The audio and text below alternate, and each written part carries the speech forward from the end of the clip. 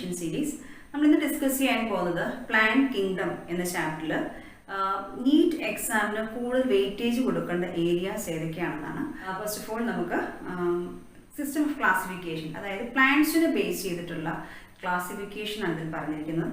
അതിൽ മെയിനായിട്ടും artificial system of classification proposed by Carl Linnaeus, natural system of classification proposed by George Bentham and Joseph Dalton Hooker, phylogenetic system of classification proposed by Engler and Prandtl.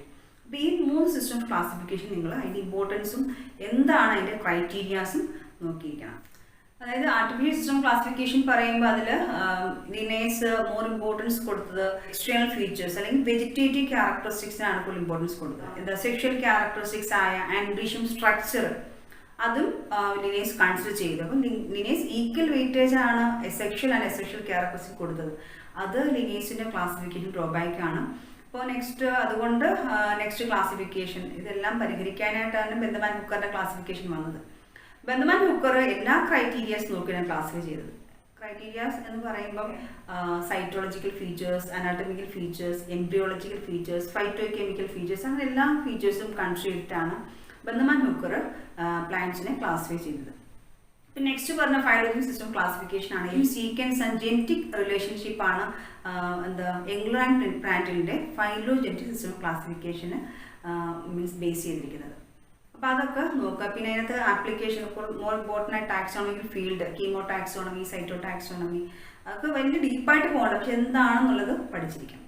Plant കിങ്ഡത്തിൻ്റെ classification നോക്കുമ്പോൾ നമുക്കതിനെ രണ്ടായിട്ട് class ചെയ്യും, ക്രിപ്റ്റോഗോംസ് and ഫാൻഡോഗോംസ് അല്ലേ.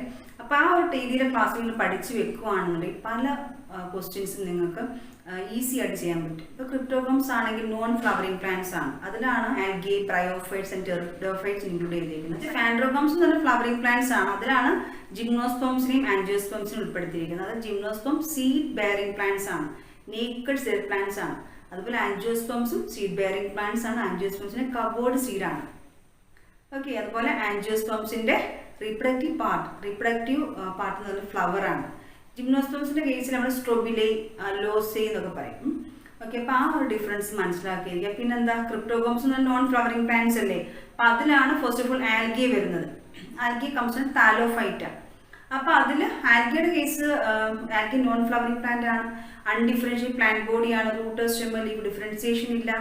ആൽഗയുടെ plant body gametophyte ആണ്, non vascular ആണ്. അപ്പോൾ അതൊക്കെ നോക്കി വെക്കുക. അതുപോലെ ബ്രയോഫൈറ്റ്സിലേക്ക് വരുമ്പം കുറച്ചുകൂടെ അഡ്വാൻസ്ഡ് ആയി അല്ലേ. റൂട്ട് ലേക്ക്, സ്റ്റെം ലേക്ക്, ലീഫ് ലേക്ക് സ്ട്രക്ചേഴ്സ് ബ്രയോഫൈറ്റ്സ് പ്രസന്റ് ആണ്.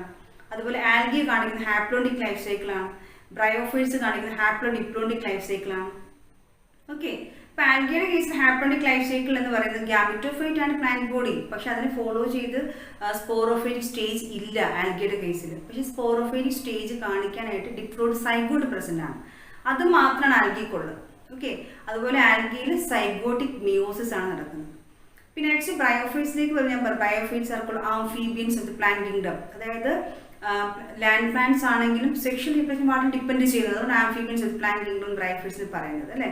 അപ്പോൾ നെക്സ്റ്റ് എന്താ, ബ്രയോഫൈറ്റ്സിൻ്റെ കാര്യം നോക്കുമ്പോൾ bryophytes shows haplo diplontic life cycle. അതായത് prominent plant body. Bryophytes prominent plant body gametophyte ആണ്. ഗ്യാമറ്റോഫൈറ്റ് ആണ് സെക്സ് ഓർഗൻസ് പ്രൊഡ്യൂസ് ചെയ്യുന്നത്. സെക്സ് ഓർഗൻസ് ആന്ത്രിഡി, മലാർക്കിഗോണിയം. അത് antheridia male sex organ produce male gametes, antherozoids. Female sex organ produce female gametes. Egg അതിൻ്റെ fusion zygote ഉണ്ടാകുന്നു. സൈഗോട്ടിന് മൈട്രോസിസ് നടന്നിട്ട് sporophytic plant body ബ്രയോഫൈറ്റ്സിൻ്റെ കേസിൽ ഉണ്ടാകുന്നുണ്ട്. പക്ഷേ bryophytes shows haplo diplontic life cycle എന്നല്ലേ പറയുന്നത്. അപ്പോൾ ഹാപ്ലോയിഡ് ഫേസ് ആയ ഗ്യാമറ്റോഫൈറ്റിക് ഫേസ് ഫ്രീ ലിവിംഗ് ആണ് ബ്രയോഫൈറ്റ്സിൽ. അതേസമയം ഡിപ്ലോയിഡ് ഫേസ് ആയ sporophyte completely depend on gametophyte for nourishment.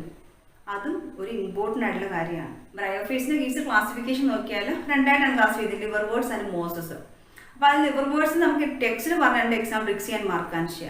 അതിൽ റിക്സിയ മുണീഷ്യസ് ആണ്, മാർക്കാൻഷ്യ ഡൈഷ്യസ് ആണ്. ഓക്കെ, അതുപോലെ ബ്രയോഫൈറ്റ്സ് അഡ്വാൻസ് മെമ്പറാണ് മോസസ്, സ്ഫാഗ്നം, പോളിട്രൈക്കം. ഇതൊക്കെ ഡിഫറെൻറ്റ് ടൈപ്സ് ഓഫ് മോസസ് ആണ്. ഓക്കെ, മോസസിനാണ് എക്കണോമിക്കലി വളരെ ഇമ്പോർട്ടൻസ് ബ്രയോഫൈറ്റ്സ് ഉള്ളത്. ക്ലാസിഫിക്കേഷൻ ഹാപ്ലോ ഡിപ്ലോണ്ടിക് ആണ്. Gametophytic phase is followed by sporophytic stage. Algae phase sporophyte ഉണ്ടാവുന്നില്ല, പക്ഷേ ഡിപ്ലോയിഡ് സൈഗോട്ട് ആ ഒരു സ്റ്റേജ് കാണിക്കുന്നുണ്ട്. നെക്സ്റ്റ് ഈ ബ്രയോഫൈറ്റ്സിനെയാണ് നോൺ വാസ്കുലർ ക്രിപ്റ്റോഗോംസ് എന്ന് പറയുന്നത്. എന്തുകൊണ്ടാണ് നോൺ വാസ്കുലർ? വാസ്കുലർ ബണ്ടിൽസ് സൈഡോം ഫ്ലോയും ഇല്ലാത്ത നോൺ ഫ്ലവറിംഗ് പ്ലാന്റ്സ് ആണ് ബ്രയോഫൈറ്റ്സ്. ഓക്കെ, നെക്സ്റ്റ് മൂന്നാമത് വരുന്നത് ടെറിഡോഫൈറ്റ്സ് ആണ്. ടെറിഡോഫൈറ്റ് ഫസ്റ്റ് ടെറസ്ട്രിയൽ പ്ലാന്റ് ആണ്, അതായത് fully differential plant. Root stem leaf differentiation ടെറിഡോഫൈറ്റ്സിൽ വന്നു. എവല്യൂഷൻ നോക്കണ algae, next bryophytes, next pteridophyte ആയപ്പോഴത്തേക്കും എന്താ ഫുള്ളി ഡിഫറൻഷ്യൽ പ്ലാന്റ് ബോഡി ആയി അല്ലേ. അപ്പോൾ അതിൽ വാസ്കുലാർ ക്രിപ്റ്റോഗോംസ് ടെറിഡോഫൈറ്റ്സ് അറിയപ്പെടുന്നുണ്ട്. എന്തുകൊണ്ടാണ്? വാസ്കുലർ ബണ്ടിൽ സൈലോം ഫ്ലോയും ഒറിജിനേറ്റ് ചെയ്തു. വാട്ടർ കണ്ടക്ഷന് സൈലം വേണം, ഫുഡ് ട്രാൻസ്പോർട്ട് ഫ്ലോയും വേണം. ബിക്കോസ് എന്താ ഫുള്ളി ടെറസ്ട്രിയൽ പ്ലാന്റ് അല്ലേ ടെറിഡോഫൈറ്റ്സ്. സോ അതുകൊണ്ട് കേട്ടോ. പിന്നെ ടെറിഡോഫൈറ്റ്സ് ഇമ്പോർട്ടൻസ് നോക്കുമ്പോൾ ടെറിഡോഫൈറ്റ്സും ഹാപ്ലോഡിപ്ലോയിഡിക് ലൈഫ് സൈക്കിളാണ് കാണിക്കുന്നത്. ബ്രയോഫൈറ്റ്സ് ഡിഫറൻസ് എന്താണെന്ന് വെച്ചാൽ ബ്രയോഫൈറ്റ്സിന്റെ dominant phase, dominant plant body gametophyte ആണ്. അത് ഫോളോ ചെയ്തിട്ട് സ്പോറോഫൈറ്റിക് പ്ലാന്റ് ബോഡി വരുന്നത്. Bryophyte sporophyte complete depend on gametophyte. But ടെറിഡോഫൈറ്റ്സിലോ മെയിൻ പ്ലാന്റ് ബോഡി സ്പോറോഫൈറ്റ് ആണ്. മെയിൻ പ്ലാന്റ് സ്പോറോഫൈറ്റ് ആണ്. സ്പോറാഞ്ചിൻ സ്പോർസ് ഫോം ചെയ്തത്. ആ സ്പോർസ് ജെർമിനേറ്റ് ചെയ്തിട്ടാണ് ഹാപ്ലോയിഡ് ഗ്യാമിറ്റോഫൈറ്റിക് പ്ലാന്റ് ബോഡി ആയ പ്രോതാലസ് ഉണ്ടാകുന്നത്. അപ്പം ഈ ടെറിഡോഫൈറ്റ്സിന്റെ കേസിൽ ഹാപ്ലോഡിപ്ലോയിഡിക് ലൈഫ് സൈക്കിൾ എന്ന് പറഞ്ഞാൽ അവിടുത്തെ കേസിൽ മെയിൻ പ്ലാന്റ് ബോഡി സ്പോറോഫൈറ്റ് ആണ്, ഗ്യാമിറ്റോഫൈറ്റിക് പ്ലാന്റ് ബോഡി ഉണ്ട്. അത് രണ്ട് സ്റ്റേജും കാണിക്കുന്നത്. രണ്ടും ഫ്രീ ലിവിങ് ആണ്, ഡിപ്പെൻഡൻസ് ഇല്ല. രണ്ടും ഫ്രീ ലിവിങ് ആണ്. അത് സ്പോറോഫൈറ്റ് ഫ്രീ ലിവിങ് ആണ്. In the case of pteridophytes gametophyte free living ആണ്. ടെറിഡോഫൈറ്റിന്റെ ഗ്യാമിറ്റോഫൈറ്റ് പ്രോതാലസ് ആണ് പറയുന്നത്. പിന്നെ ടെറിഡോഫൈറ്റിന്റെ അഡ്വാൻസ്ഡ് ഫീച്ചർ പറയുകയാണെങ്കിൽ ടെറിഡോഫൈറ്റിൽ എന്താ ഹെറ്ററോസ്പോറി കാണിക്കുന്നുണ്ട്. Heterospory is the precursor to seed habit എന്ന് പറയുന്നത് അല്ലേ. സാൽവീനി ആൻഡ് സൊലാജിനുള്ള പ്ലാന്റ് ഹെറ്ററോസ്പോറി കാണിയത് ഇമ്പോർട്ടൻ്റ് ആണ്, അത് നോട്ട് ചെയ്ത് വെക്കാം. ഓക്കെ, പിന്നെ classification of pteridophyte, psilopsida, lycopsida, pteropsida, sphenopsida, അതിൻ്റെ എക്സാമ്പിൾസ് നോട്ട് ചെയ്ത് വെക്കാം. ജിംനോസ്പേമിൻ്റെ കേസിൽ എക്സാമ്പിൾസ് നോക്കണം. സൈക്കസ്, പൈനസ്, പിന്നെ മൈക്രോറൈസിൽ അസോസിയേഷൻ കാണിക്കുന്ന ജിംനോസ്പേം ഏതാണ്? അതുപോലെ സിംബാട്ടിക് അസോസിയേഷൻ കാണിക്കുന്ന ജിംനോസ്പേം ഏതാണ്?